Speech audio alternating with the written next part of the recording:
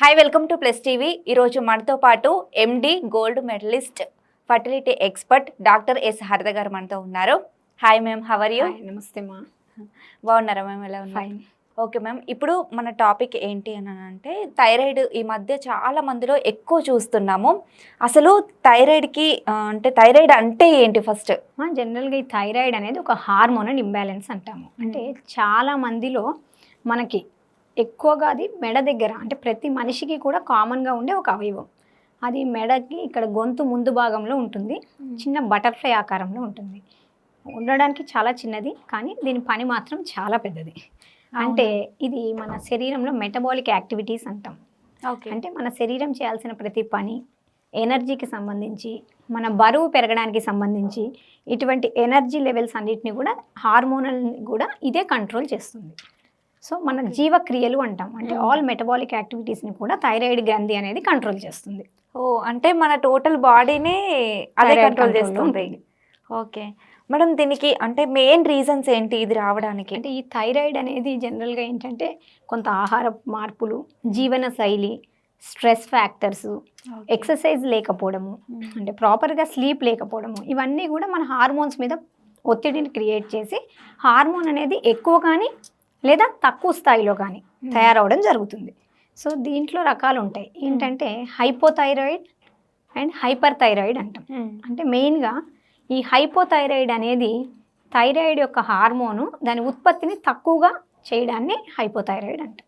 Okay. So ఇంకొక కండిషన్ని hyper thyroid అంటాం. అంటే ఈ థైరాయిడ్ గ్రంథి దాని పనితీరుని అంటే ఎక్కువ చేయడం, హార్మోన్ యొక్క ఉత్పత్తిని ఎక్కువ స్థాయిలో తయారు చేయడం వల్ల హైపర్ థైరాయిడ్ అనే లక్షణాలు డెవలప్ అవుతాయి. ఓకే. సో ఇప్పుడు ఈ థైరాయిడ్లో మెయిన్గా ఏంటంటే హైపోథైరాయిడం ఉన్న వాళ్ళకి హైపోథైరాయిడిజంలో కొన్ని రకాల లక్షణాల ద్వారా గుర్తిస్తాం. అందులో మెయిన్గా హైపోథైరాయిడ్ గురించి మాట్లాడుకుందాం. ఇందులో బరువు పెరిగిపోతూ ఉంటారు. అంటే వాళ్ళు తిన్నా తినకపోయినా ఆటోమేటిక్గా వాళ్ళ బాడీలో వెయిట్ అనేది, ఫ్యాట్ అనేది ఇంక్రీజ్ అవుతూ ఉంటుంది. అంటే ఆ లక్షణాలను బట్టి మనకు థైరాయిడ్ వస్తుంది అని తెలుసుకోలేదు. థైరాయిడ్ వచ్చింది అని ఈ లక్షణాలు మనలో వస్తున్నాయి అంటే ఇది ఎబ్నార్మల్.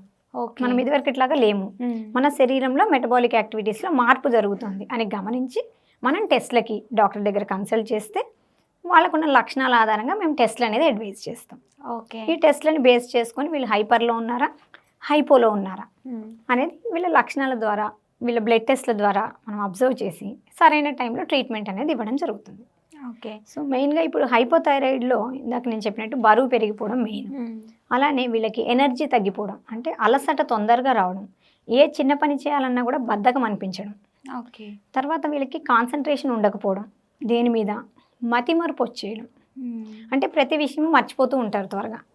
సహజంగా ఏజ్ పెరిగితే మతిమరుపు అనేది కామన్. ఓకే. కానీ వీళ్ళకి చిన్న ఏజ్లో కూడా గుర్తుండదు. అంటే ఇది కూడా ఒక లక్షణం. మనం ఇది కామన్గా తీసి పడేస్తాం, ఏం కాదులే అని.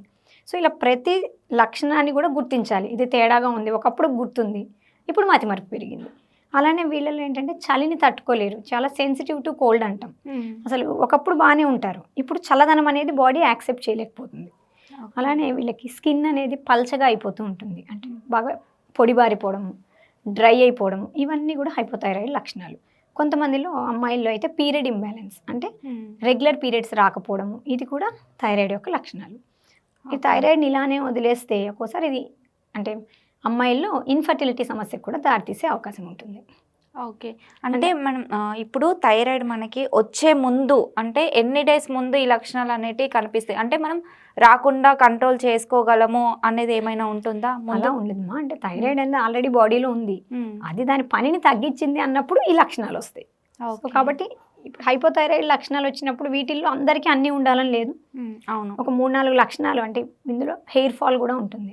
సో ఇప్పుడు నేను చెప్పినట్టుగా జుట్టు ఊడిపోవడము, లేదా బరువులో తేడా రావడము, అలానే వీళ్ళల్లో సెన్సిటివ్ టు కోల్డ్ అని కానీ, పీరియడ్స్లో ప్రాబ్లం కానీ, ఫ్యాట్ పెరిగిపోవడం, ఇలా లక్షణాలు వచ్చినప్పుడు ఫస్ట్ ఒకసారి డాక్టర్ని కన్సల్ట్ చేయాలి. ఓకే. సో అది మనం ఇప్పుడు థైరాయిడ్ వచ్చాక మనకి తొందరగా క్యూర్ అవ్వాలి అంటే మెడిసిన్ ఇవన్నీ కాకుండా మనకి ఫుడ్ అంటే డైట్ ప్లాన్ ఉంటుంది కదా థైరాయిడ్ వచ్చిన వాళ్ళకి, ఫుడ్ ఏం తీసుకుంటే మనం కంట్రోల్లో ఉంటుంది? జనరల్గా అసలు థైరాయిడ్కి అయోడిన్ లోపం అంటాము. అంటే సరైన అయోడైజ్డ్ ఫుడ్స్ తీసుకోకపోవడం వల్ల థైరాయిడ్ వస్తుంది. సో కాబట్టి ఏంటంటే వీటికి సరైన అయోడిన్ మోతాదులో ఉండే ఉప్పు, సాల్ట్, అయోడైజ్డ్ సాల్ట్ యూస్ చేసుకోవాలి. అలానే ఎగ్స్ ఎక్కువ తీసుకోవాలి.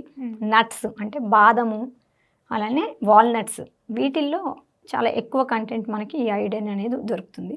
అలానే తీసుకునే వాటిలో ఫ్రెష్ ఫ్రూట్స్ అండ్ వెజిటేబుల్స్ అని చెప్తాం. అంటే పోషకాహారాలు మంచిగా తీసుకోగలిగితే మనకి కొంతవరకు ఉపయోగం. అట్లే గాయిట్రోజెనిక్ ఫుడ్స్ని అవాయిడ్ చేయాలి. అంటే జంక్ ఫుడ్స్, మైదా ఐటమ్స్, బేకరీ ఐటమ్స్, వాటితో పాటు క్యాబేజీ, క్యాలీఫ్లవర్, వీటిని థైరాయిడ్ ఉన్న వాళ్ళు అవాయిడ్ చేయాలి. క్యాబేజీ, కాలీఫ్లవర్ కూడా తినకూడదు. వీటిని గాయిట్రోజెనిక్ అంటాము. అంటే దీనివల్ల వీళ్ళకి ఏంటంటే ఆల్రెడీ అయోడిన్ కావాల్సినంత కావాలి, వీటి నుంచి వాళ్ళకి ఉండదు.